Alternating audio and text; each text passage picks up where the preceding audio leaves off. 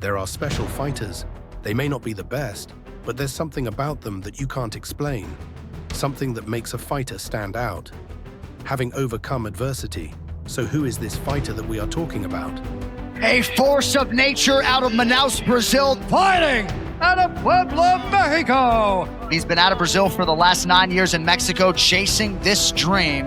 This kid has something special. You're gonna get a show when this young man is in the Octagon because he can do it all. He just has this air about it, like a man who's on the rise. Few rookies had a bigger 2023 than Diego Lopes, and now it appears as though he's on the cusp of legitimate featherweight contention. That fighter is Diego Lopes.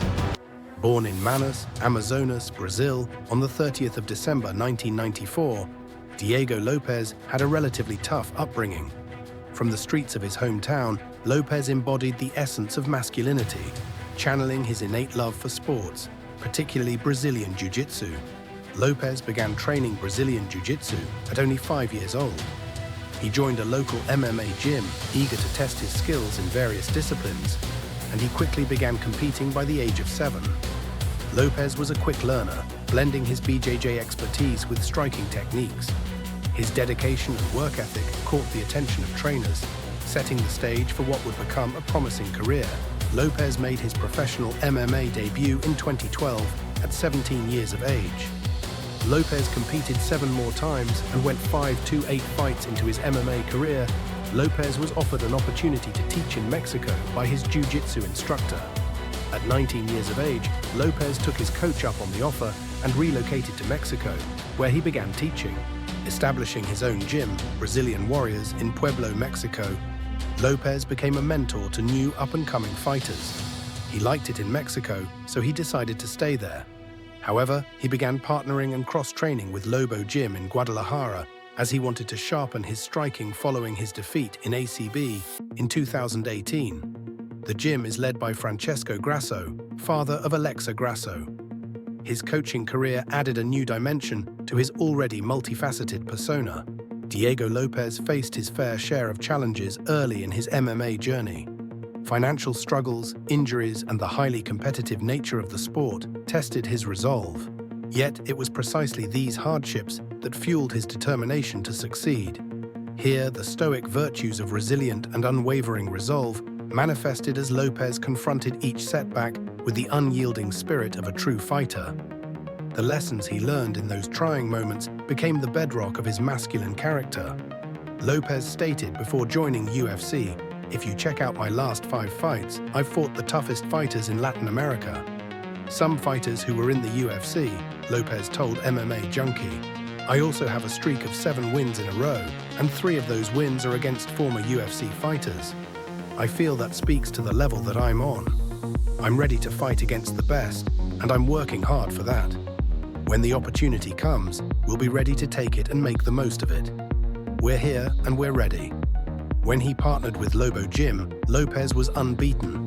He felt his impressive run of 16-1 warranted a shot in the UFC, but a visa issued had stopped him from getting a call to the biggest MMA promotion. "Yeah, you can say that the visa had stopped me from getting into the UFC," Lopes said. "It's something that happens to many fighters from Latin America who are ready but don't have the visa. We're doing things right. We're on the right path. So once I get the visa, I can raise my hand and say I'm here. I'm ready to fight. I don't care if it's next week. This is what I do. I do nothing but train. They can call me anytime for a fight at 145 pounds or 155 pounds on short notice. I'll be ready."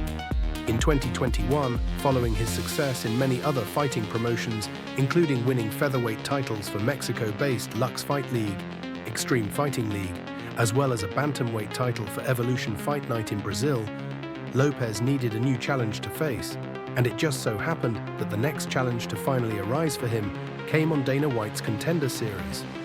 As Lopes would face off against Joe Anderson Brito, although Lopes found some off the back, coming close to an armbar, he was finding the fight quite difficult. Then, early in round 3, an eye poke left Lopes unable to continue, and Brito won the technical unanimous decision 29-28 on all scorecards. Following his defeat, Lopes went back to the drawing board to figure out what his next move was. But Little did he know an opportunity with the UFC would be right around the corner. It's time. In 2023, Diego Lopes received an invitation to join the UFC. This transition marked the pinnacle of his career. Facing the best in the world would mean that Lopes would have to carry his exemplified stoic mentality with him. After refining his striking, Lopes was ready for another opportunity in the UFC. 5 days before UFC 288, Lopes was training late, and his manager called him to ask if he wanted to fight. He didn't ask who the opponent was, but he still took the fight. Little did he know he would be making his debut at UFC 288 against Mozart Evloev on 5 days' notice, as he filled in for Bryce Mitchell.